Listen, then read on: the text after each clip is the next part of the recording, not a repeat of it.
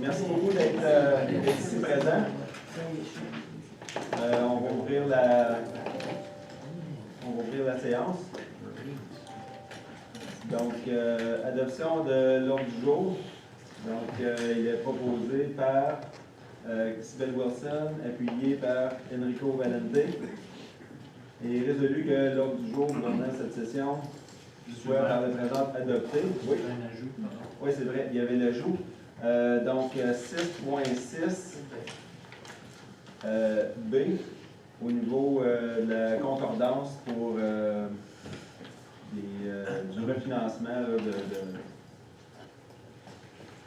de certains les règlements d'emploi. Il y a aussi, il y avait une question tantôt de la part de certains élus concernant l'élément de l'ordre du jour qui est au niveau des... C'était quoi, Rita, encore, là, le règlement que tu voulais poser des questions? Là?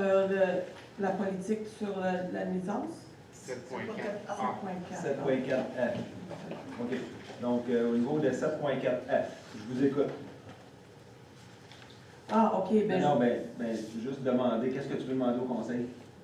Je veux demander si on voulait enlever, parce qu'il y a une partie qui parle de réglementer la hauteur de l'herbe. Et puis, je trouvais que c'était un peu sévère, là, parce que maintenant, on parle plus à, we talk about rewilding and so on. Okay. La demande au conseil, c'est quoi? It would be to, well, there are a couple of options, I guess. One is to maybe retreat and have the Environment Committee look further as to the rules regarding, from the environmental point of view. So that could be an option, or remove some of those clauses that have the limits for the grass. Parfait. Donc, je demande aux membres du conseil, ceux qui veulent le garder à l'ordre du jour et le modifier en séance tenante, ceux qui sont en faveur de ça, c'est une des options. Donc, ceux qui sont contre, le garder à l'ordre du jour puis le modifier en séance tenante. Je peux-tu demander une question? C'est quoi l'impact de l'enlever de l'ordre du jour puis de le remettre le mois prochain si on l'envoie au comité de l'environnement? En réalité, il n'y en a pas. OK, il n'y a pas de On ajoute un délai dans le fond dans son application. C'est que présentement, les gens ne sont pas encore tenus par ce règlement-là parce qu'il n'est pas encore en application. Donc, ceux qui veulent le garder à l'ordre du jour et le modifier en séance tenante pour la hauteur de l'herbe, pour, il n'y avait personne. Contre? On est contre juste l'amendement. Contre parce que Rita a proposé deux amendements, deux propositions. Donc, la première, c'était qu'on le garde, mais qu'on le modifie ce soir. Ceux qui sont pour ça, personne. Ceux qui sont contre le fait de le garder à l'ordre du jour et de le modifier ce soir. Parfait. Bon, ça, c'est rejeté. Ceux maintenant qui sont en faveur de le garder à l'ordre du jour, non, de l'enlever de l'ordre du jour et de l'envoyer au comité d'environnement. En faveur. Oui. Parfait, à l'unanimité. Donc, l'élément 7.4A est enlevé de l'ordre du jour pour ce soir et est reporté à la séance de novembre, puisqu'il ira au comité d'environnement du mois d'octobre. Est-ce qu'il y a une rencontre en octobre? Je pensais que... Ou sinon, il sera de Ah, ben là, on a en un décembre. sujet, là. Je pensais que peut-être on s'alignait pour la ligne, mais là, on aura un sujet, donc on va l'attendre. Parfait. Et sinon, ben, on le mettra en décembre, puis on fera la rencontre en novembre. Mais on regardera avec les membres, là, avec leur Il n'y aura disponibilité. pas trop de problème, le long cœur de gaz. J'étais pour dire que je pense que l'herbe va disparaître bientôt. En autant qu'on ne n'utilise pas non plus la hauteur du banc de neige. Si ça dépasse le partenaire, C'est ça. ça vient de gaz. Parfait. Excusez-moi pour cette petite aparté. Donc, en faveur de l'ordre du jour proposé avec l'ajout de 6.6B ainsi que le retrait de 7.4F. En faveur? À l'unanimité. Parfait. Merci. Un rapport du maire. Donc, dans les dernières semaines, nous avons débuté notre processus budgétaire afin d'adopter notre plan triennal d'investissement en novembre et ainsi que notre budget de fonctionnement en décembre. Donc, le Conseil continue de se rencontrer pour discuter du budget avec nos directeurs de département. J'ai participé aussi à un sommet municipal de l'Union des municipalités du Québec, lors duquel les maires du Québec ont mentionné aux chefs des 5 partis politiques leur liste de demandes pour le prochain mandat du gouvernement qui a été élu hier. Donc, ça a été quand même assez bien reçu. Et il y a eu aussi déjà des changements de position de la part de certains candidats. Donc là, avec le nouveau gouvernement qui est en place, bien, sont au fait déjà des demandes des municipalités du Québec. En parlant un petit peu des élections, bien, je tiens à féliciter notre député sortant réélu, ainsi que M. Robert, ainsi que l'ensemble des différents candidats qui ont été qui ont mené campagne lors des 5 dernières semaines dans notre circonscription de Gatineau. Nous avons eu plusieurs rencontres avec des groupes communautaires entourant plusieurs projets et initiatives qui suivent leur cours. Donc, on continue de travailler avec eux pour faire avancer plusieurs dossiers. Certains de ces dossiers-là se retrouvent dans le processus budgétaire parce qu'on va être capable de créer certaines de ces choses-là, ces initiatives-là, l'année prochaine, et d'autres en 23, 24, 25. Le directeur des loisirs et moi-même avons eu une discussion avec Vélo Québec entourant notre participation comme présentateur et ainsi que moi-même comme panéliste au prochain colloque de Vélo Québec qui va se dérouler de mémoire le 25-26 octobre prochain.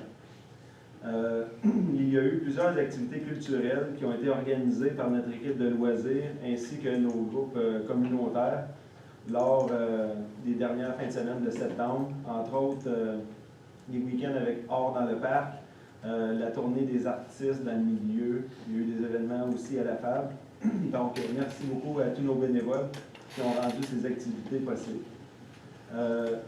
About Truth and Reconciliation, we also had a special section at the library that showcases some books and some authors from indigenous authors. Donc, je remercie l'équipe de la bibliothèque pour ce travail. Il y a aussi un groupe de la communauté qui s'est mis ensemble afin de faire la projection d'un film à la FAB vendredi dernier, le 30 septembre, pour célébrer encore the Truth and Reconciliation. We had a public consultation regarding the water access in Farm Point. It was well attended. We had over 50 participants, and some members of the council were there, so thank you very much. Unfortunately, I could not attend as I was positive with COVID, so could not be there. Donc merci les membres du conseil d'avoir pris la relève. And also we had some public consultation regarding the renewal of our cultural policy. Also last week, run by Culture Outaouais et notre département de loisirs. Un petit topo concernant la CCN et le suivi du dossier. Donc, des audiences ont eu lieu le 26 septembre dernier et le dossier est présentement en délibéré, c'est-à-dire que le juge a entendu les avocats de la municipalité, ont entendu aussi le procureur de la CCN et le juge a maintenant jusqu'à 6 mois pour émettre son jugement. Donc, la municipalité ainsi que les élus, nous n'émettrons aucun commentaire et ça jusqu'au jugement qui sera rendu par le juge. Et ça, ici, c'est pour ne pas entraver avec le processus qui est en cours présentement. Donc, ceci fait un petit résumé, là, dans le fond, du mois de septembre. période de questions. Donc, Madame Lebrun, vous aviez une question? C'était justement pour le règlement sur les nuisances publiques. Oui. En 97 ou 98, c'était les herbes hautes étaient dans ce règlement-là. Puis à ce moment-là, on avait aussi entériné un règlement concernant les herbicides, les pesticides. Oui. OK? Maintenant, il y a eu un cas d'une personne, Jill Rick, et puis elle voulait avoir a meadow, a wildflower and butterfly meadow. Elle avait été, on lui a donné une amende, elle était en cours, et puis à la suite de ça, on a retiré les herbes hautes de la politique du règlement sur les nuisances publiques. Alors là, je vous fais part de ça parce que je suis vieille, puis je me rappelle de ça. Ça va créer une grosse controverse. Parce que c'était aussi, à ce moment-là, on avait mis sur pied la politique pour les pesticides. Donc, votre question, ce Ma serait... question, c'est est-ce qu'on a tenu compte de ce cas-là, de cette période-là, dans la rédaction de votre règlement? Bien, étant donné qu'à la municipalité, seulement une petite poignée d'employés qui sont peut-être même pas à l'urbanisme, là, au niveau de la réglementation, étaient présents à la municipalité à la fin des années 90, ça se pourrait que ça n'ait pas été tenu compte. Donc, je vous remercie beaucoup pour votre corporate knowledge de la municipalité, parce que c'est un élément qui est très important. Puis je vous avoue que c'était très difficile. Je veux dire, la municipalité a trouvé ça très difficile de légiférer dans ce cas-là. Il y en a des pour, il y en a des contre. C'était aussi à cause du règlement sur les pesticides pour esthétique. Je peux-tu aussi répondre? Je vais juste poser une question au DG avant. Dans nos archives, est-ce qu'on pourrait faire une recherche pour essayer de trouver, dans le fond, les articles de l'UE que nous avions à l'époque, auxquels Mme Lebrun irait faire? Bien, c'est sûr qu'on pourrait faire une recherche sur la jurisprudence. Dans la jurisprudence, ils vont mentionner les articles qui devaient avoir des extraits. Mais sans nécessairement d'avoir une jurisprudence. Non, mais Parce que là, c'est un cas, mettons, local ici à Chelsea. Ouais. Mais si on peut retrouver, exemple, la chronologie de ce règlement-là, bien sûrement qu'on est capable de retourner avec les versions précédentes dans nos archives, si elles sont disponibles, bien sûr. Oui, mais quand je parlais de jurisprudence, c'est que si ça a été devant les tribunaux, ça a devenu une jurisprudence, ce cas-là. Donc, on devrait l'avoir à nos archives. OK. Parfait, merci. Elle a payé l'amende, okay? Parce qu'à ce moment-là, les herbes hautes étaient dans le règlement sur les nuisances publiques. Alors, elle a payé, mais à la suite de ce cas-là, ils avaient enlevé la question des herbes hautes du règlement sur les, ils ont dit, c'est pas une nuisance publique. Ce que je voulais dire, c'est, en fait, c'est la raison pourquoi on l'a retiré, parce que j'ai, en fait le même point. Je la connais, Jill Rick, puis elle m'a fait penser à ça. Et puis, on sait qu'on a déjà l'expérience. Fait que là, on va l'étudier au comité d'environnement. Merci. Parfait. Bien, merci beaucoup. Donc, ceci met un terme à la période de questions à 19h14. Monsieur le maire, il y avait une question en ligne, je pense qu'on va soumettre. En ligne. Si vous n'avez pas la copie, je peux vous la donner. Oui, je l'ai ici, là. Oui. OK. Donc, question de Mme Kuiper. Would it be possible to provide information at tomorrow's night council about the condition that needs to be met to hold a referendum on the new master plan? There are useful deadlines involved and the need to gather support from a high number of residents, all of which would take time. Therefore, for this option to be realistic, we would ask the municipality communicate the condition timely and transparent manner so that enough time remains to the interested resident to garnish the required number of signatures, should resident be so inclined. Question 1, well, the thing here is that you have 4 questions, Madame Kuiper, and during the période de questions publiques, c'est 2 questions. Donc, I will read the 2 first, and we will send the rest by email. So the first one, what could be the topic of a referendum? The whole master plan or also specific bylaw portion of, or even sections of the bylaw? Question 1. So the answer is, tonight the council is presented with the final version of the master plan, zoning bylaw, subdivision bylaw. Council must approve the bylaws first, and then it's on these final versions that residents may ask for a referendum. Please note that per the Act respecting land use planning and development, only the zoning and subdivision bylaws can be subject to a referendum. The master plan is not open to a referendum.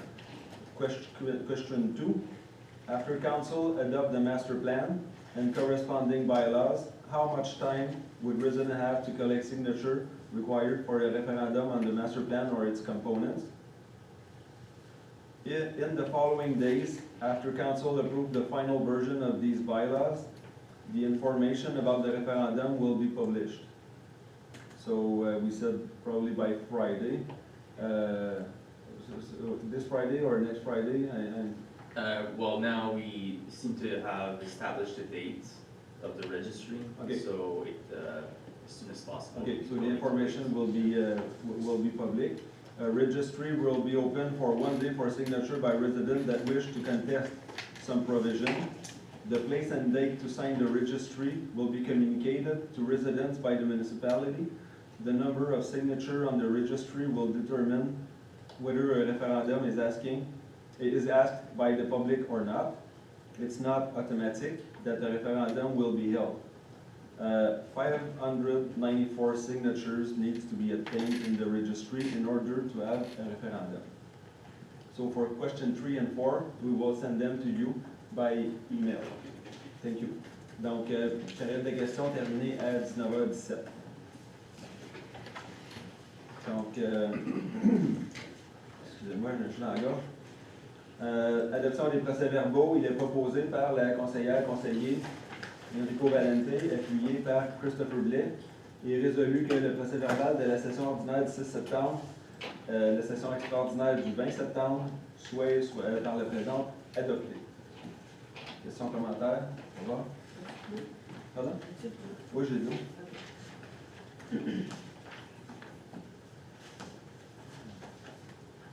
Dépôt de documents. Donc, liste des comptes, liste des paiements du 4/08/2022 au 06/09/2022. État financier juillet-août 2022. Amendement budgétaire mensuel août 2022. Dépôt du procès-verbal du comité consultatif des finances et suivi budgétaire du 15 août 2022. Ensuite, comité consultatif d'urbanisme et développement durable du 10 août 2022.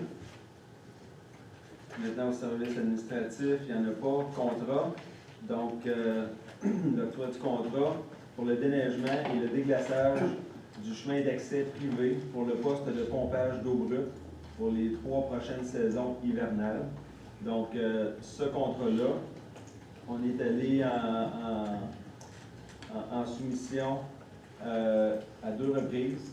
Puis finalement, ça a terminé de gré à gré avec la compagnie de gestion Justin Meunier au montant de 21 856,75 incluant les taxes. Donc, en conséquence, il est proposé par Sybelle Wilson, appuyé par Rita Jane, Il est résolu que le Conseil octroie le contrat de déneigement et de déglaçage du chemin d'accès privé au poste de pompage d'eau brute pour une période de 3 ans au montant de 21 856,75, incluant les taxes à la compagnie Gestion Meunier Incorporée.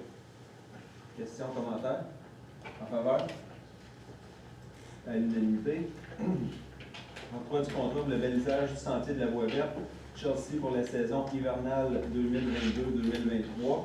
Donc, le contrat avec la compagnie La Fleur de la Capitale est venu à échéance l'année dernière. Donc, cette année, c'est un renouvellement du contrat pour une seule année. Puis, par la suite, la municipalité commence à entreprendre les démarches pour assurer à l'interne, avec notre équipe de travaux publics, l'entretien hivernal du sentier pour la saison 2023-24. Donc, ceci, au niveau du contrat, serait la dernière année avec la compagnie de La Fleur de la Capitale qui fait notre balisage depuis 10-12 ans déjà sur la voie verte. Donc, en conséquence, il est proposé par la conseillère, le conseiller, Enrico Valente, appuyé par Rita Jane. Il est résolu que le Conseil octroie le contrat de balisage du sentier de la voie verte pour la saison hivernale 2022-23, montant de 55 877,85, incluant les taxes, à la compagnie de La Fleur de la Capitale du Québec Incorporé. Questions, commentaires? En faveur? À l'unanimité. Octroi du contrat pour la fourniture d'abrasifs la saison hivernale 2022-23. Donc, il y a eu 2 soumissionnaires, construction des JL au montant de 76 458, ainsi que Lafarge Canada à 80 482. En conséquence, il est proposé par le conseiller et la conseillère, Sybelle Wilson, appuyé par Dominique Labrie. Il est résolu que le conseil octroie le contrat pour la fourniture d'abrasifs 5-10 pour la saison hivernale 2022-23, montant 76 458,38 à la compagnie DJL Incorporée. Questions, commentaires? En faveur? À l'unanimité. Paiement des dépenses pour le remplacement du 2e serveur à même le fonds de roulement. Donc, la firme Micorama a soumis un prix au montant de 20 696,24, incluant les taxes, l'achat du serveur, ce qui représente un montant net de 18 898. Attendu que d'autres montants sont à prévoir pour les frais d'installation et de programmation. Le service des finances a procédé à l'analyse. Puis, attendu que le coût pour l'ensemble du projet, incluant l'achat du serveur, sera financé par le fonds de roulement et remboursable sur une période de 5 ans pour un montant maximal de 28 000 En conséquence, il est proposé par Christopher Blais et appuyé par Rita Jane. Il est résolu que le Conseil octroie le contrat pour le remplacement du 2e serveur à Micorama pour un montant maximum de 28 000 incluant l'achat du serveur. Questions, commentaires? Oui? Est-ce qu'on a fait une demande de prix ailleurs? Je disais, la tendance, au moment qu'on va au contrat, on essaye, là, et je peux vous informer. Mais c'est que Micorama, c'est notre fournisseur d'informatique, là, mais Je sais que même avec les téléphones, ils vont vérifier aussi, donc j'imagine que c'est la même chose là.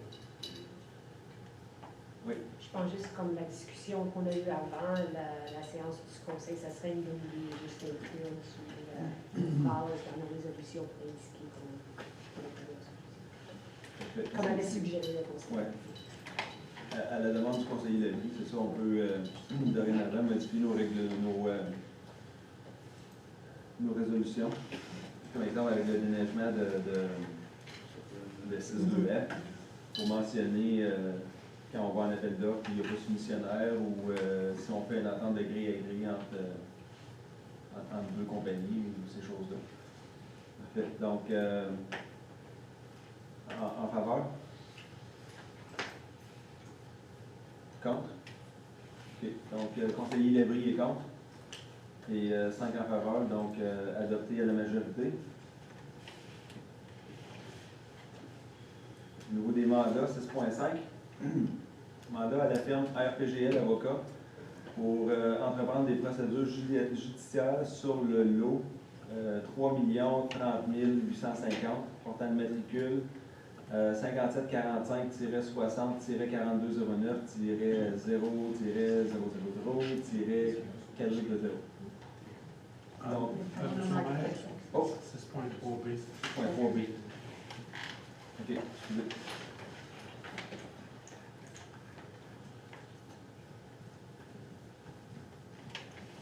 OK. Autorisation de service professionnel d'ingénierie supplémentaire à la firme HKR Consultant pour réaménagement de la route 105 entre le chemin Old Chelsea et Church, ainsi que le chemin Mill. Donc, il y a eu un avenant, dans le fond, pour l'évaluation environnementale du site de phase 2 et le prélèvement manuel supplémentaire au montant de 27 755.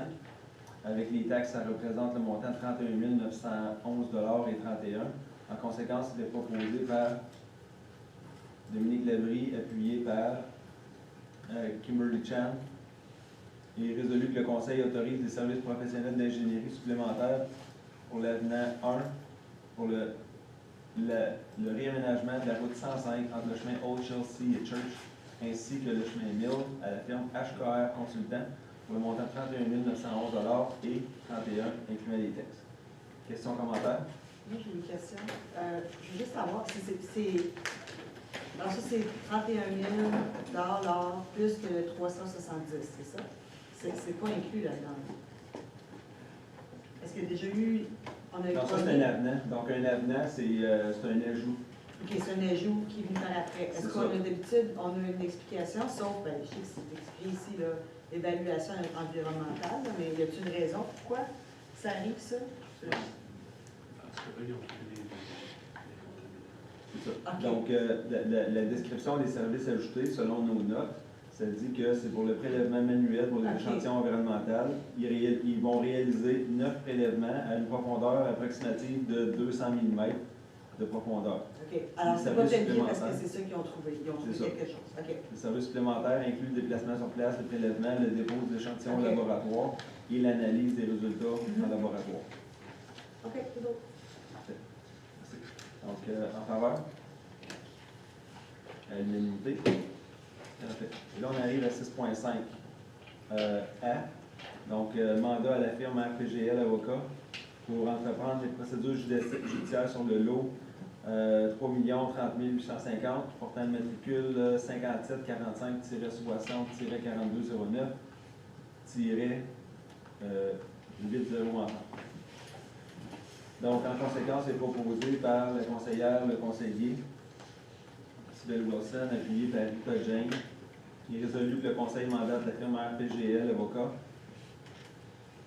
aux fins d'entreprendre les procédures légales nécessaires afin de récupérer les taxes en arréarage pour la période du 1er mars 2020 au 1er septembre 2022, ainsi que les intérêts et les pénalités accumulées au 4 octobre 2022, et ça pour la propriété portant le matricule 5745-60-4209 et 80 par la suite. Questions, commentaires?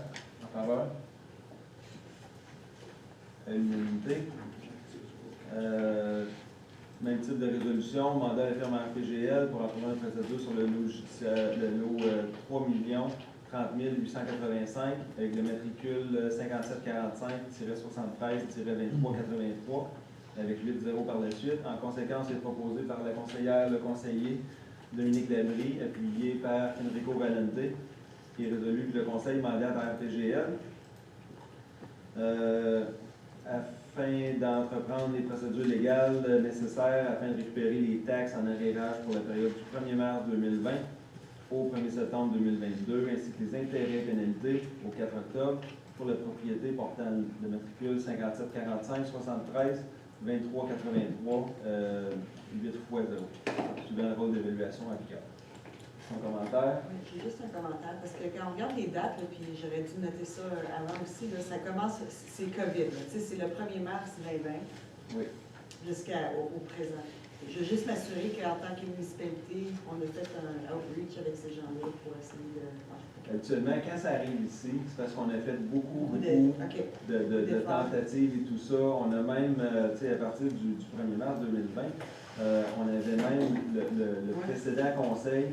on avait même pris le leadership de ne pas mettre de taxes, exemple, d'aider les gens qui étaient en besoin, qui faisaient la demande à la municipalité, de juste, mettons, geler ou de reporter leur paiement de taxes au besoin. Il y a plusieurs gens qui en ont bénéficié, qui ont contacté avec nous, qui nous ont contactés. On l'a refait en 2021. Et même cette année, le président conseil a même refait le même exercice suite à la pandémie du temps de décembre, janvier, puis le shutdown qu'on a vécu. Donc, encore là, pour donner un coup de main à nos familles, à nos résidents, on le refait. Mais quand ça arrive devant nous, c'est parce qu'il y a eu beaucoup de tentatives. Mais malheureusement, ça, c'est un processus qu'on doit faire, puis en espérant que ça soit réglé. Donc, en parole, à l'unité.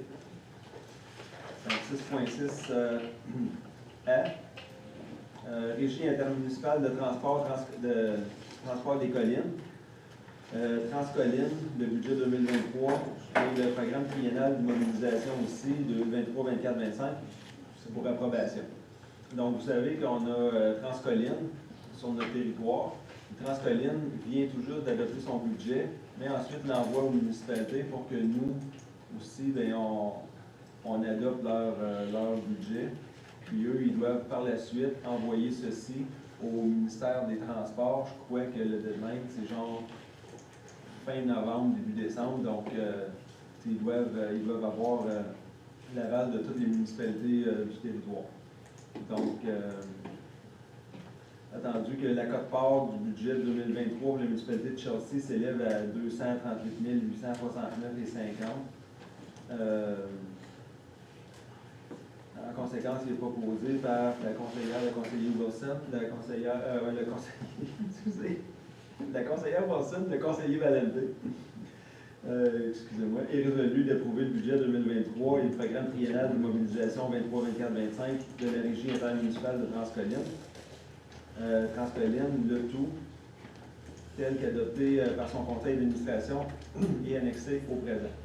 Un autre petit élément, c'est que pour notre territoire, dans le fond, il va y avoir l'ajout en 2023 d'un abribus avec un sport à vélo, puis aussi du mobilier urbain, là, comme une poubelle, qui va être installé au centre des visiteurs dans l'espèce de croissant qui est là, sur le terrain de la CCN.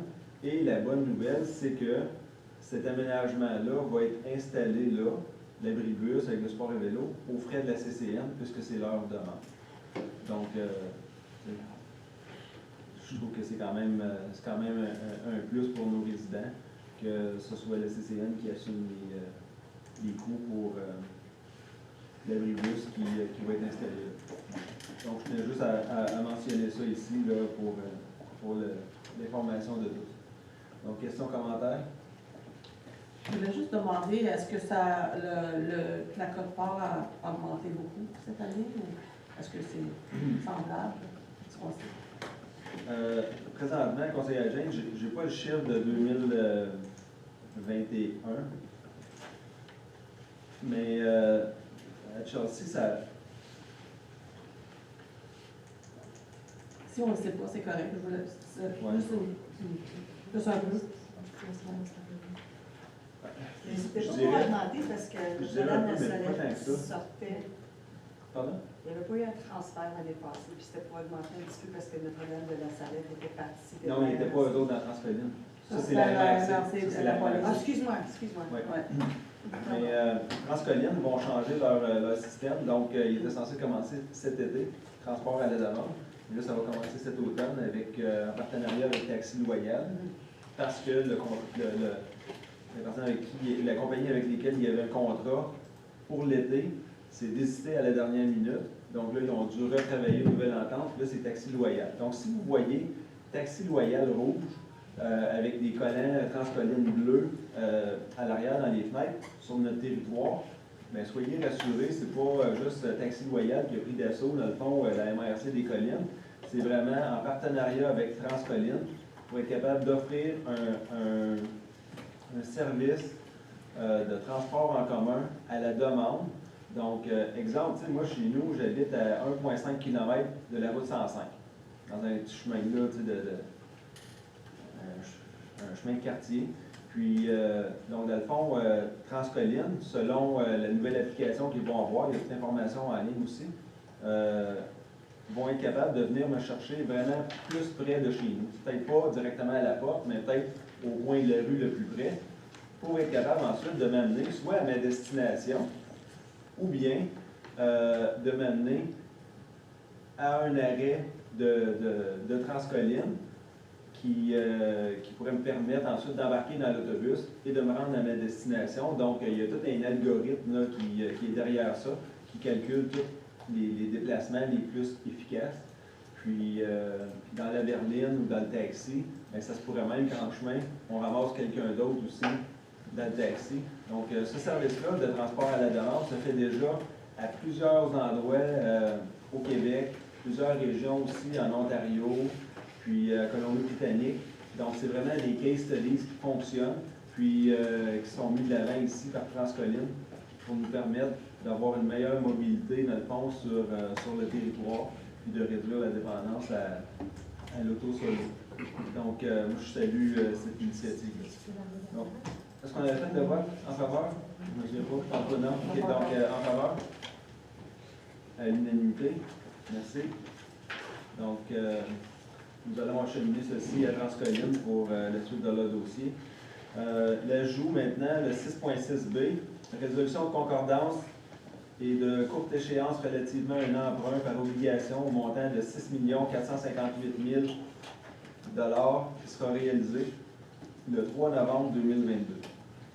Donc, attendu conformément au règlement d'emprunt suivant, et pour les montants indiqués au regard de chacun d'eux, la municipalité de Chelsea souhaite émettre une série d'obligations, soit une obligation par échéance pour un montant total de 6 458 000 qui sera réalisé le 3 novembre et réparti comme suit. Donc, quand on regarde ça ici, toutes les dates, le tiret ici, mais ça c'est comme 2013, 2011, 2012, ça remonte même jusqu'à 2003. Donc ça, c'est tous des règlements d'emprunt qui sont renouvelés aux 5 ans. Fait que c'est un peu comme notre hypothèque qu'on renouvelle, exemple, aux 5 ans. C'est une procédure normale qui est, ça, ben, c'est une demande là, du MAMACH pour aller de l'avant avec ceci.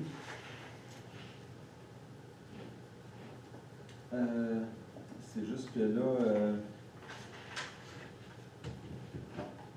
OK. Donc, en conséquence, il est proposé par la conseillère, le conseiller Dominique Labrie, appuyé par Sybille Wilson, et résolu que les règlements d'emprunt indiqués au premier alinéa du préambule soient financés par obligation, conformément aux différentes conditions qui sont là. Puis, là, nous, dans le fond, dans les prochaines semaines, nous allons recevoir des taux de différentes institutions bancaires, puis on va prendre celle qui est le plus bas taux d'intérêt, dans le fond. Fait que ça se peut que ce soit la Banque nationale, ça se peut que ce soit Desjardins, ça se peut que ce soit Laurentienne ou n'importe laquelle là, qui va nous donner des taux. Donc, questions, commentaires? En faveur? À l'unanimité? 6.7. Donc, permanence de Mme Nadine Brisson au poste d'agente au programme de vidange, inspection et émission de permis sceptique. En conséquence, il est proposé par la conseillère, le conseiller Sybille Wilson, appuyé par Christopher Blais. Et résolu que Mme Brisson soit confirmée à titre d'employée permanente au poste d'agente de programme des vidanges, inspection et émission de permis sceptique et qu'elle jouisse de tous les bénéfices consentis aux employés syndiqués col blanc de la municipalité de Chelsea en date du 10 octobre 2022. Questions, commentaires? En faveur? À l'unanimité. Félicitations. Monsieur le DG, puis Monsieur le directeur de l'urbanisme, vous transmettrez des félicitations à Mme Brisson. Merci. Prochaine résolution, c'est moins joyeux. Hein? Donc, congédiement de l'employé numéro 827. En conséquence, il est proposé par la conseillère Wilson, appuyé par le conseiller Blais, et résolu que le préambule Le préambule fait partie intégrante de la présente résolution et que le Conseil décrète le congédiement de l'employé 827 en date du 19 septembre 2022. Donc, ici, ben, c'est ça, pour protéger, dans le fond, l'anonymat, on met seulement le numéro de l'employé. Donc, c'est une procédure interne qui a été implantée avec l'ancien conseil, qui est plus respectueuse dans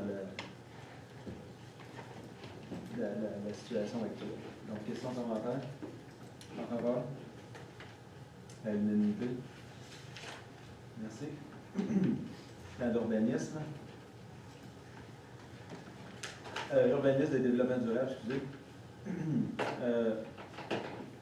Plan d'implantation. Oh, ok, excuse. Donc, le 7.1, il n'y a pas de dérogation mineure ce mois-ci, donc on va passer au 7.2, les plans d'implantation et d'intégration architecturale, donc les PIIA.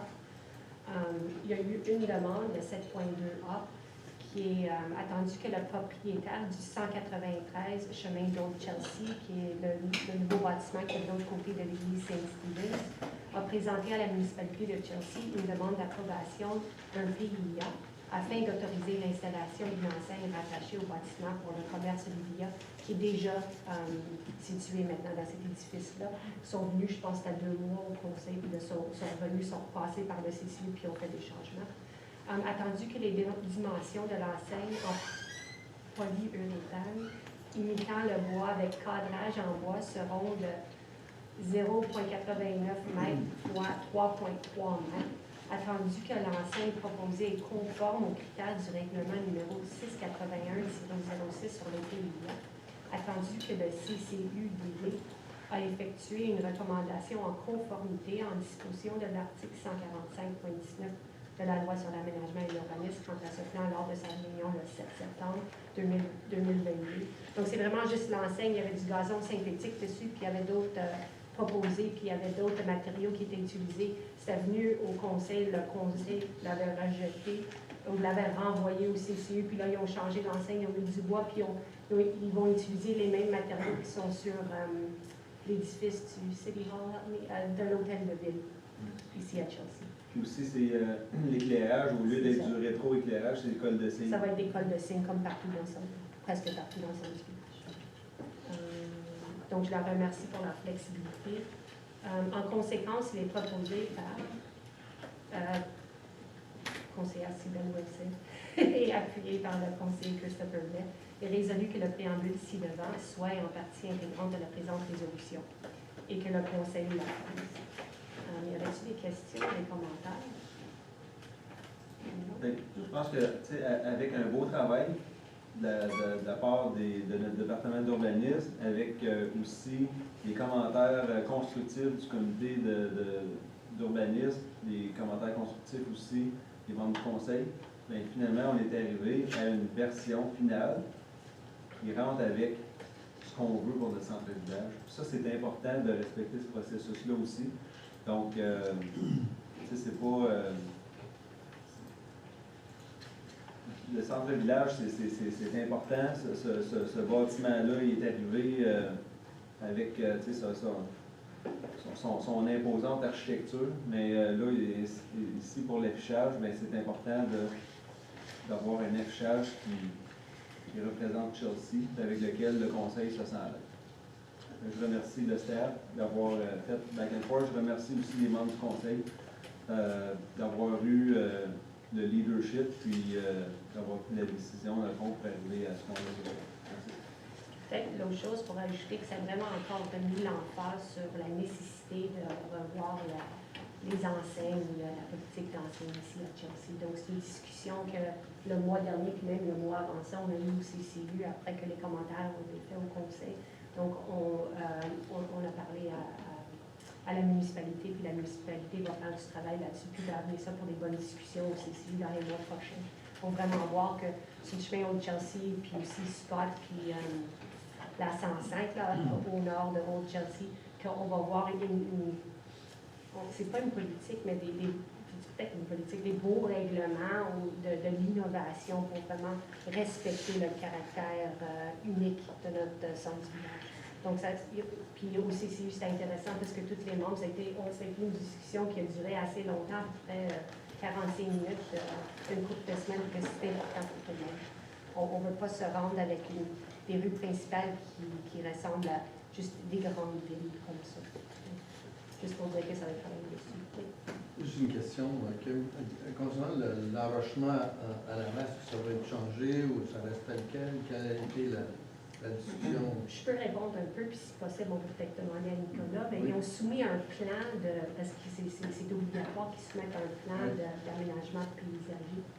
Puis dans ce plan-là, ça a été recommandé par le CCU puis approuvé par le conseil, puis il faut que ça passe au plan, c'est ça? Oui, il n'y avait pas de l'enrichissement comme ça. Non, c'est ça. Dans l'implantation qui était Ouais. approuvée. Je m'en doutais, oui. Là, bon, ils ont leurs excuses comme quoi ils voulaient. Il y a une question, de drainage avec le bâtiment, puis ils mis ça rapidement. Mais c'est une modification au plan d'implantation qui avait été approuvé par le conseil précédent. Donc, s'ils veulent vraiment garder ça comme tel, il va falloir qu'ils viennent chercher votre approbation à travers la recommandation du CCU. C'est à suivre. Le dossier est en cours. Ils veulent le verdir, sauf que qu'est-ce que ça veut dire ça? C'est ça qu'on fait décrire. Mais tout ça pour dire qu'on a des outils pour vraiment voir ce qu'ils font, ce qu'ils ont promis. Donc, c'est bon. Merci. OK, là-dessus, d'autres questions, commentaires? OK, est-ce que tout le monde est en faveur? En faveur? La pancarte, oui. Des roches dedans. Donc, à l'unanimité, merci. I'm trying to fool you there, right? Je vais laisser ça. Il n'y a pas d'avant-projet de lotissement non plus. Puis là, on est rendu à la réglementation. Parfait. Donc, 7.4F, donc, tel que convenu tantôt en début de séance, nous l'avons retiré. Donc, pour 7.4 B, C et D, juste avant, j'aimerais faire un petit, juste un petit message là, du maire concernant l'adoption du règlement là, sur notre plan d'urbanisme, notre règlement de zonage ainsi que notre règlement de lotissement, les versions finales. Donc, comme maire, ben, je suis heureux et fier aujourd'hui de vous présenter le nouveau plan d'urbanisme dont la municipalité s'est dotée le 4 octobre 2022, aujourd'hui. Puis, ceci nous permettra de donner les moyens et la capacité de protéger notre environnement, d'offrir du logement abordable et multigénérationnel, d'intégrer des services essentiels de base dans nos périmètres urbains, d'encadrer le développement à l'échelle humaine, tout en respectant le caractère rural de notre municipalité. Durant près de 3 ans, les résidents, les groupes communautaires, les commerçants, les membres de nos comités municipaux se sont prononcés sur les différents enjeux pour le futur de notre municipalité. Sachez que vos recommandations et points de vue ont été entendus et nous avons tenu compte de plusieurs éléments soulevés par la population. En effet, vos recommandations ont permis d'ajouter plusieurs dispositions quant à la plantation et l'abattage d'arbres, la protection de l'environnement, la protection des territoires de connectivité et d'habitat, l'ajout de parcelles à haute valeur écologique, la protection de nos milieux humides et hydriques, et l'augmentation de la taille du logement parental à 90 mètres carrés, calcul intérieur. À la conclusion de ce processus périlleux, je tiens à remercier sincèrement les nombreux résidents qui ont contribué par leur participation aux diverses facettes du processus de consultation publique qui a débuté au printemps 2020 en pleine pandémie. Nous avons fait les 2 premières consultations en 2020 et 2021 de façon virtuelle et je m'étais engagé comme nouveau maire de la municipalité à tenir les consultations en présentiel. Donc, c'est pour ça que nous avons attendu au printemps, au mois de mai, que les mesures sanitaires nous permettent de se rencontrer en personne. Et c'est là que nous avons tenu en mai et juin, non pas une consultation publique telle que demandée par le ministère des Affaires municipales et de l'Habitation, mais bien 4 consultations publiques afin d'être capable de donner la chance aux membres de notre communauté d'être capable de faire valoir leurs points et aussi de comprendre le processus dans lequel on était. Donc, nous avons 3 centres communautaires. Les consultations ont été tenues dans les 3 centres communautaires, dont ici même à Harlow-Glen. Donc, malgré la situation sanitaire précaire du changement de conseil municipal, vous avez été présents en grand nombre pour créer le Chelsea de demain. De plus, je tiens à remercier l'équipe municipale qui ont effectué un travail colossal. Colossal, même le mot est faible là, à certains égards pour notre équipe d'urbanisme et de direction générale durant tout le processus afin d'arriver à une version qui est vraiment orientée tant sur les besoins actuels que futurs de notre population et notre municipalité. Merci pour votre patience, merci pour votre engagement. Puis finalement, j'aimerais remercier mes homologues, anciens membres du conseil municipal de 2017-21 qui ont amorcé le processus, ainsi que les conseillères et conseillers ici présents ce soir qui ont su mettre de l'avant notre vision pour notre municipalité. Donc, merci beaucoup pour ce travail. S'il y a d'autres membres du conseil qui veulent émettre des commentaires maintenant, on peut le faire. Si vous voulez le faire avec chacun des règlements, on peut le faire aussi. Donc, j'ouvre la discussion avec les membres du conseil pour que vous ayez aussi votre moment de parole. Oui, conseiller Labrie. Ben, peut-être prendre 1-2 minutes là, pour un commentaire général. Là, vous avez vu tout au long du processus, j'ai essayé de représenter les intérêts des gens du district 2 comme je les avais entendus en campagne électorale, comme ça a été renouvelé dans un sondage quand même là, répondu par 400 résidents, ce qui est supérieur à tout ce qui a été entendu en termes de nombre dans les consultations publiques. Et c'était assez général, ou ce qui ressortait clairement, c'était le rythme de croissance qui est trop élevé. Donc, on a obtenu certains gains, mais encore là, avec 850 portes dans le centre-village, 1000 portes au total supplémentaires, ça m'apparaît problématique. C'est pour ça, finalement, que je vais voter contre. Je vais continuer pour du mandat d'essayer de défendre, de continuer de défendre avec vigueur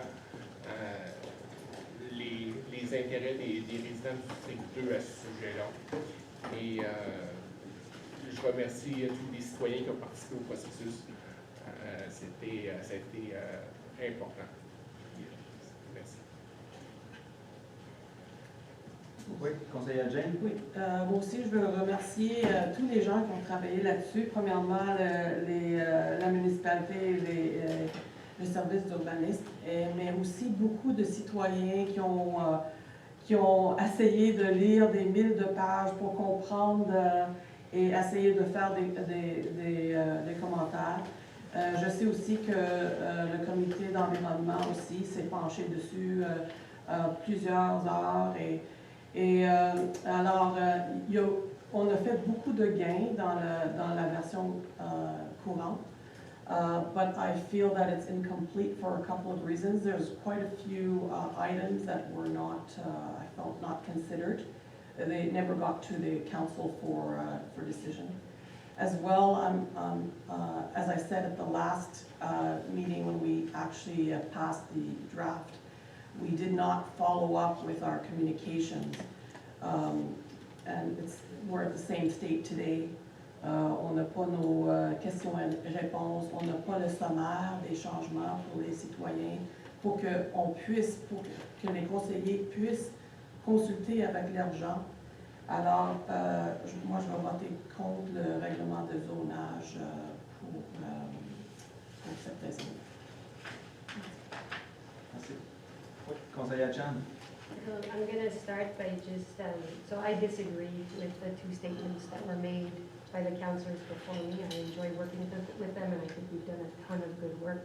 I think the work on this speaks for itself. It's great work done. I thank the municipality, I thank the residents, I thank this council, I thank last council, and I especially thank our community groups that have taken the time to analyze and send in their comments. This current draft, so this draft that I'm hoping we'll adopt tonight, really responds to the main priorities raised by residents and will help future-proof Chelsea. It addresses significant gaps in our current bylaws and pushes back against gentrification, which many peri-urban municipalities like ours have been increasingly facing since the pandemic. It does this without changing any of the density targets in our urban perimeters. So all of the big lots in our urban perimeters and the density that was set in the previous plan for the development that you've seen, none of them have been changed. One of the biggest changes that has been done on the affordability side is that we've taken buildings that will be the same size, and instead of allowing kind of expensive penthouses or large apartments to be created, those can be tailored down to smaller sizes. So instead of 8 per building, we can have 20, which will allow us to create bachelor suites, single bedroom apartments, 2-bedroom apartments, which of course will fit fewer residents, but will offer living to those who aren't in families of 3 and 4. So it'll prevent maybe people from aging out of our community, both in the younger ages for those going to universities, and in the older ages, those who are reaching retirement and want to downsize.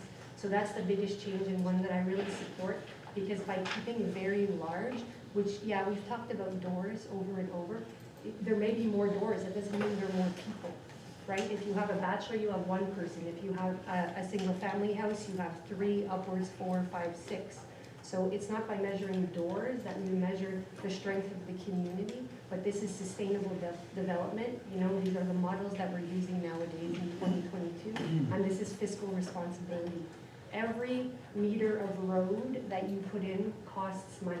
Every meter of hydro pole, of electricity you put in, every service is calculated per kilometer.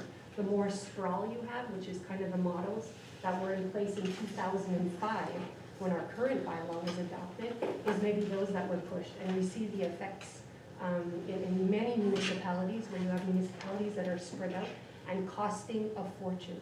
So I find that this new urban plan is one that we need. You know, this is not the Chelsea of 17 years ago anymore. This is the Chelsea of 2022. So I find working from the previous bylaws from 2005 has created many challenges and disconnects, including environmental and financial ones.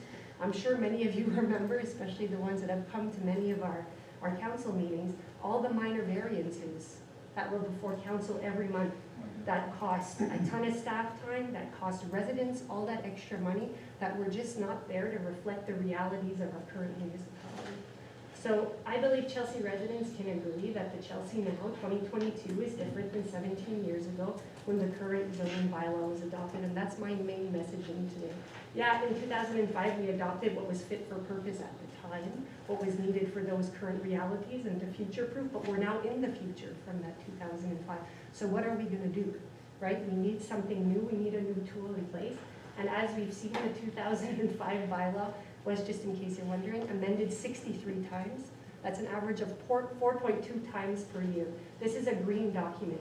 Everything we've seen, I mean, our urban planners are on top of it. There's already discussions on things that need to be discussed, signage, dynamiting, affordability, coach houses, anything else that's been raised. I mean, this is all coming, right? And we'll see these amendments happen like we did with the previous bylaw. It needs to stay green and it needs to stay current because realities are continually changing, also with the new population and the new residents that are here. So we're facing different realities, and I think we shouldn't forget that. And our municipal tools, and this is one of the most important ones, they need to respond to these. We can't use tools that were developed 17 years ago to now address the issues that we're seeing now, or to develop our municipality or govern it responsibly and innovatively.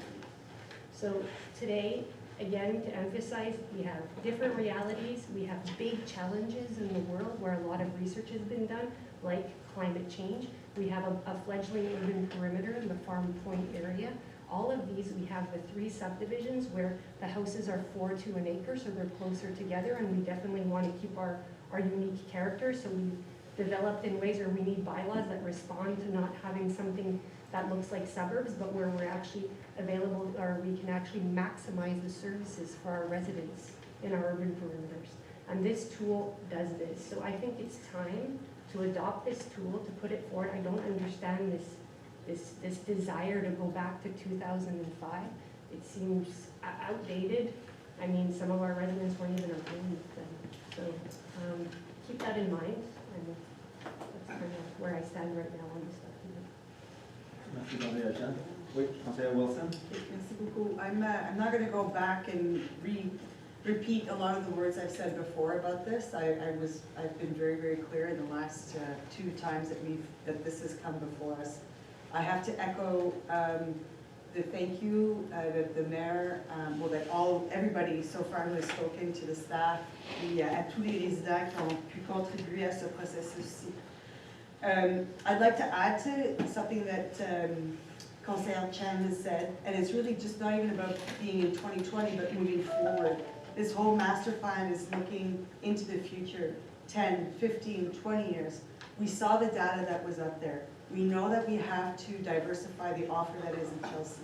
So these are important things. And I think that this is the right step forward. I also believe, as you mentioned, Madame Chan, is the fact that this is an evergreen document, that changes can be made. And that if this is not adopted and we flip back to 2005, it's a step in the past. So for those reasons, I will be voting for all of these bylaws. The master plan. Well, master plan and bylaws. Master plan and bylaws. We're just doing an overview with the three 7.4 B, C, and D. Oui. Conseiller Valentin, oui. I'm going to, I hate to feel like I'm outdated, but some of us have chosen to live in the country for obvious reasons. And I understand the densification that's required for the centre village and the urban perimeter that has been established, and that's fine. For those who wish to live in that environment, that's great. I have no problem with any of that. But I hate to, as you know, over-legislate into people's lives and into people's spaces, giving limitations to people and how they choose to live. I've been here 37 years, so that might be on the 15 years. And I like it the way it is. My street doesn't cost the municipality very much because it's not paved, it's got no sidewalks, it's got no services. So, and the poles were installed way back when we first moved in, and we paid for them, and that's the end of it. So I speak for respect of that lifestyle that people came to choose here, that is part of that character that we appreciate so much. We become stewards of nature because we have trees and we take care of them. So I have to vote against it on principle that no one ever forgets that there are people outside the urban perimeter that also need to be considered in the equation. The 300 square meters, as you know, is a big deal for me. I hate to impose on anyone the size of their bathroom. It's none of my business, you know. If people want to live in a densified area, fine. I have no problem with that. But the converse should also be acceptable.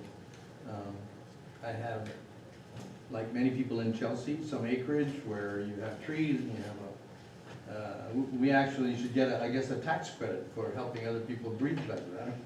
But so not to be facetious, but I'm going to have, on principle, as I've done in the past, I love the work that's been done. I admire all the hard work of the staff, and all of us work hard. But I think in principle, I have to leave that mark so that people remember that there are other people that are not a nuisance to the municipality. They just choose to live on more acreage, and that should not be a burden for the municipality or a problem. With all respect. Okay. Thank you. Conseiller Blais.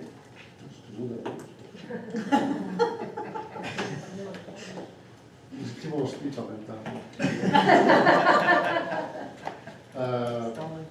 Stolen. Donc, merci au staff. Il y a eu beaucoup d'allers-retours, beaucoup de feedback, des centaines de courriels juste du district 4 sur moi. Donc, on a consulté la population énormément, on a écouté énormément. On a entendu les experts, le comité d'urbanisme, on parle des architectes, des ingénieurs, des planificateurs en urbanisme eux-mêmes. Vraiment une équipe extraordinaire qui ont passé à travers de chaque page, nous ont donné des commentaires d'experts que j'aurais jamais pu imaginer. C'est grâce à l'écoute du conseil, l'écoute du staff, de l'expertise du staff et du comité d'urbanisme qu'on a pu monter un plan assez extraordinaire. Not going to repeat all the other comments. But what I heard during the campaign was not that we need to stop development, we need the right development.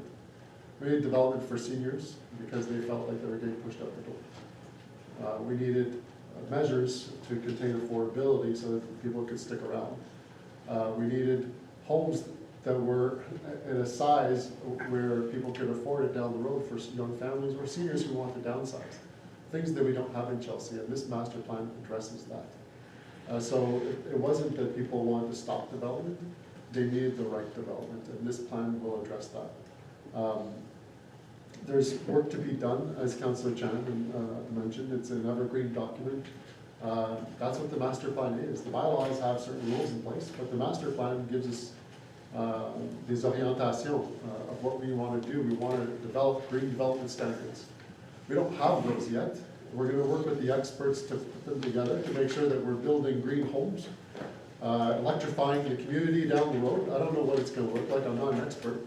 But those are goals that we have in this master plan, and we're going to work with the consultants to make sure that we can do the right thing. So there's a lot of work to be done.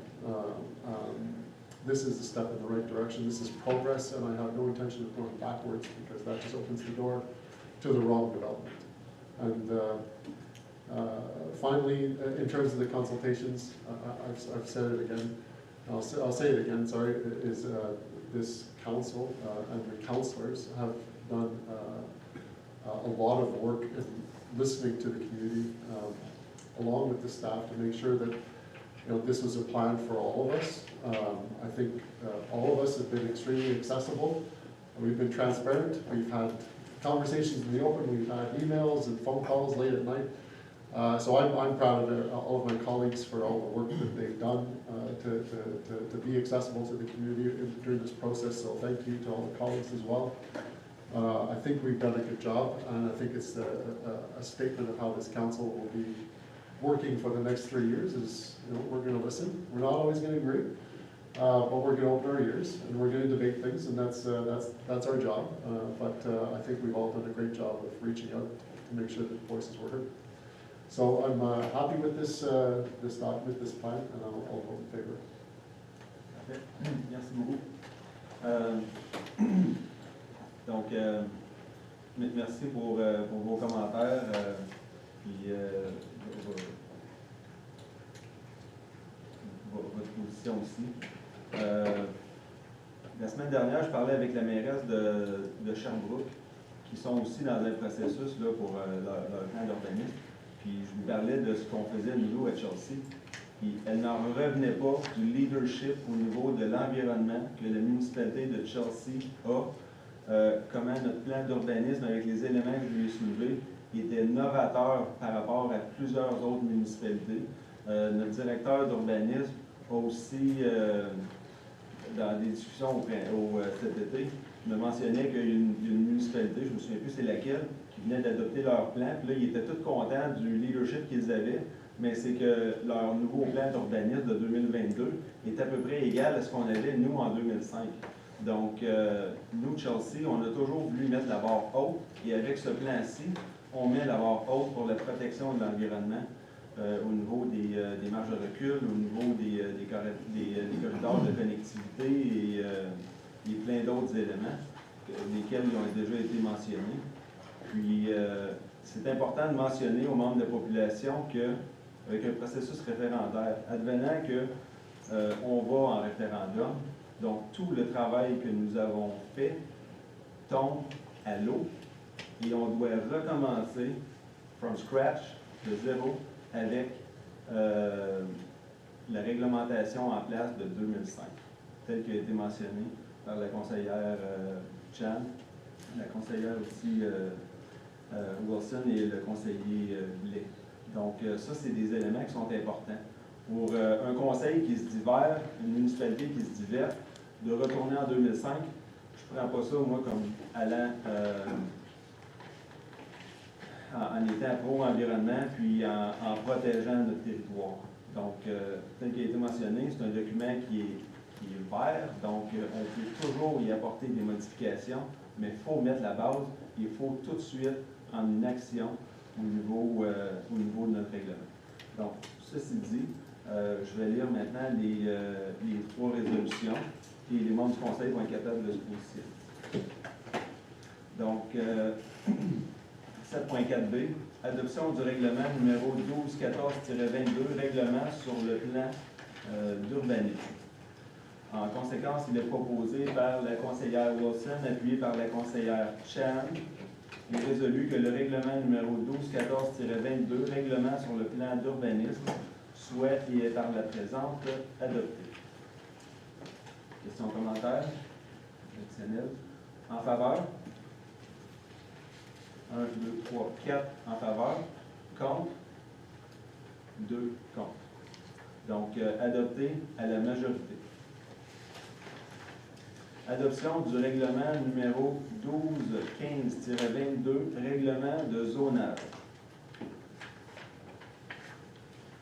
Donc, en conséquence, il est proposé par la conseillère, le conseiller Kimberly Chan, Cybelle Wilson, et appuyé par Cybelle Wilson, et résolu que le règlement numéro 1215-22, règlement de zonage, soit et est par la présente adopté.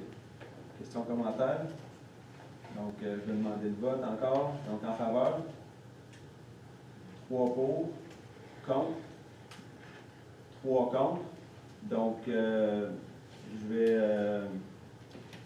faire le bris. Donc, je suis en faveur du règlement de zonage. Donc, avec la participation du maire pour trancher le vote, le règlement de zonage est adopté 4 contre 3. 7.4D. Adoption du règlement de lotissement. Numéro 1216-22. Donc, en conséquence, il est proposé par la conseillère, le conseiller Christopher Blais, appuyé par Rita Jane, et résolu que le règlement 1216-22, règlement de lotissement, soit et est par la présente adopté. Questions, commentaires? Je vais demander le vote encore. Donc, en faveur du règlement de zonage. 1, 2, Non, excusez. Lotissement. Mon erreur. Donc, lotissement, 1, 2, 3, 4 en faveur. Contre. Donc, 2 contre. Et le règlement est adopté à la majorité. 7.5F, donc merci beaucoup. Puis il va y avoir plus d'informations qui vont être mises en ligne là, sur notre site web ainsi que dans nos médias sociaux concernant les prochaines étapes du processus. Ainsi que demain, maintenant que les règlements sont adoptés, donc je vous remercie beaucoup. Les règlements ont été adoptés. Puis nos employés vont faire le suivi au niveau des communications et de la mise en ligne des informations additionnelles. Donc, demande à la MRC des collines de l'Outaouais d'ajouter 4 lots au périmètre urbain de Farm Point. Donc, attendu que la MRC des collines a adopté son schéma d'aménagement en février 2020, puis que la municipalité, dans le fond, dans son processus d'urbanisme en concordance avec le schéma d'aménagement et de développement révisé, attendu que la municipalité constate que les plans des grandes affectations de territoire du SAD excluent du périmètre urbain de Farm Point les lots résidentiels 3 031 878, 3 031 875, les terrains connus comme le 15 et 19 chemin Saint-Clément, et les lots 3 031 845, 3 031 866, 3 031 847, donc les 30 et 32 chemins du pont. Donc, attendu que ces lots-là, connus comme le 15, 19 chemin Saint-Clément, 30 et chemin du pont, sont entourés par des propriétés qui sont sur les artères principales du noyau. Le Conseil propose à la MRC des collines, dans le fond, de profiter du projet de règlement omnibus modifiant le SAD pour ajouter ces 4 lots au périmètre urbain de Farm Point. En conséquence, il est proposé par Rita Jane, appuyé par Christopher Blais. Il est résolu que le Conseil demande à la MRC des collines d'ajouter les lots connus comme le 15 et 19 chemin Saint-Clément et les lots chemin du pont au périmètre urbain de Farm Point dans le cadre du règlement Omnibus modifiant le schéma d'aménagement et de développement régulier. Questions, commentaires? Oui. Conseiller Lebris. Ce qu'on fait présentement, c'est une demande à MRC pour modifier le schéma d'aménagement qui encadre notre plan d'urbanisme. Il y a eu au moins une autre demande là, dans mon district qui concerne ça.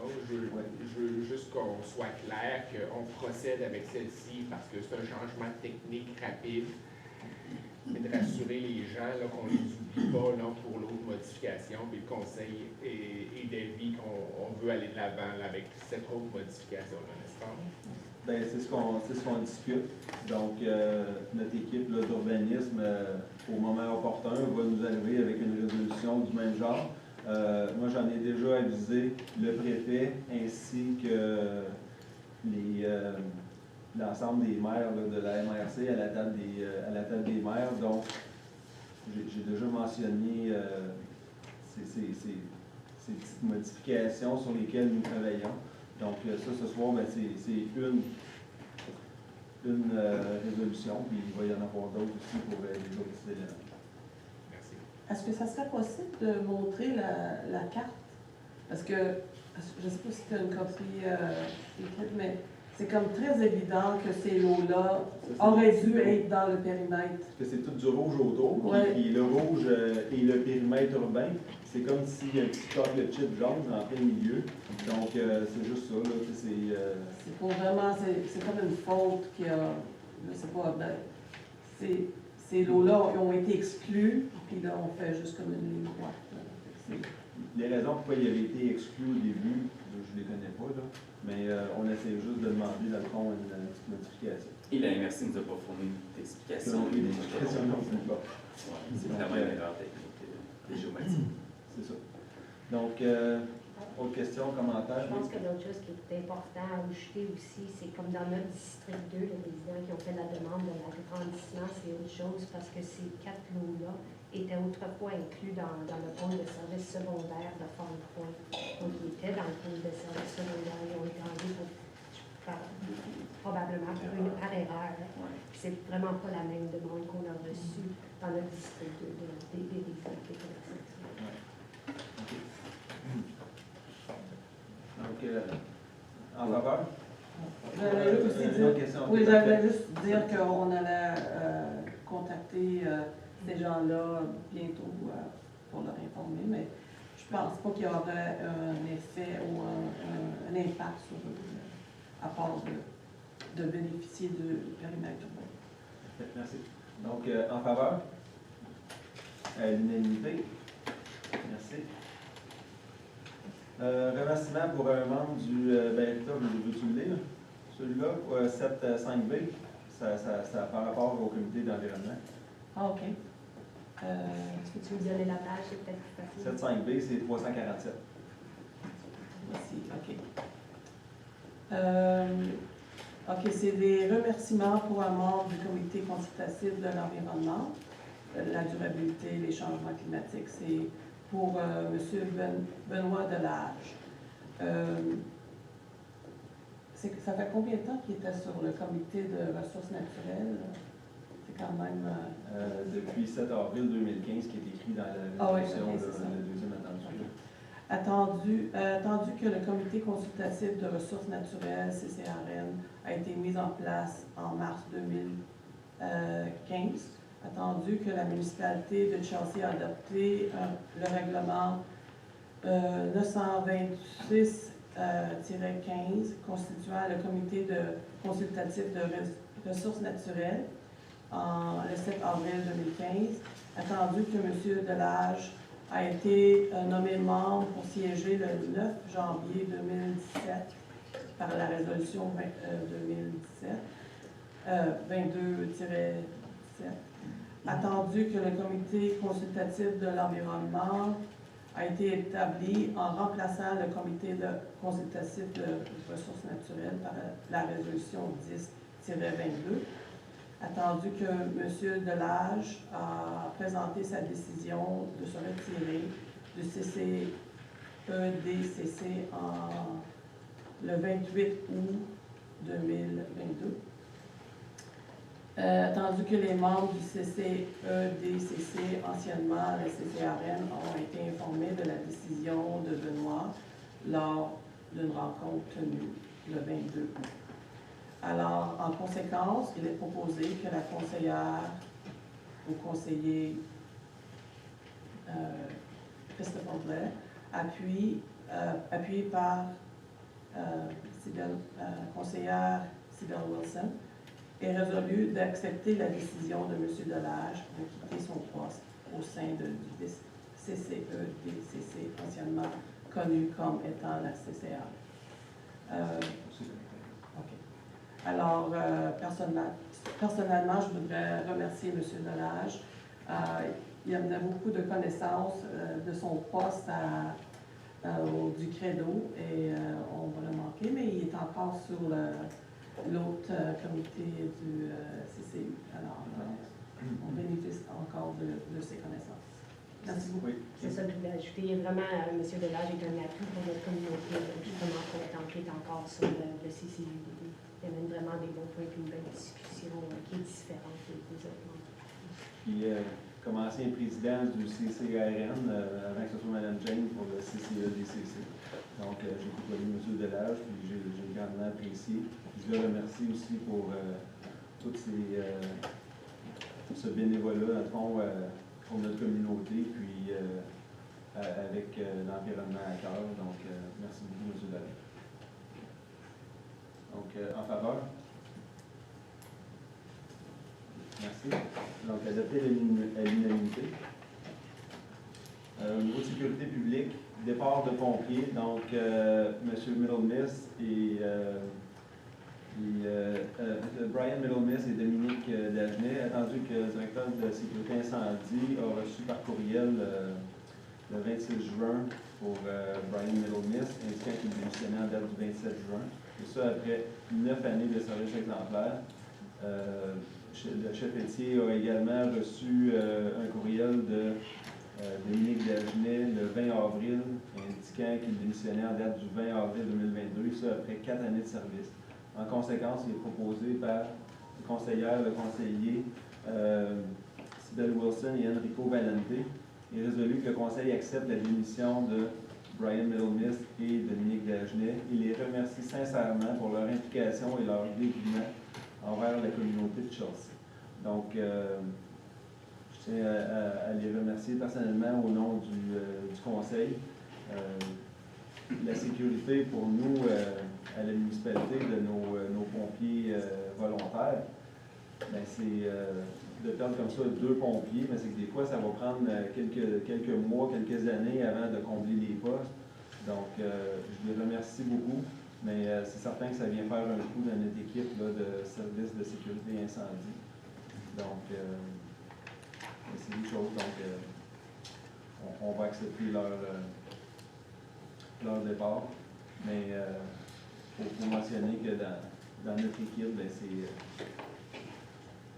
ça fait des coups dans le fond pour notre équipe de pompiers bénévoles. J'ai juste une petite question. Oui. C'est une raison pourquoi ça fait 6 mois avant qu'on apprenne. Ça arrive souvent, ça? Est-ce qu'il y en a un qui date du mois d'avril, c'est 6 mois? Oui, bien.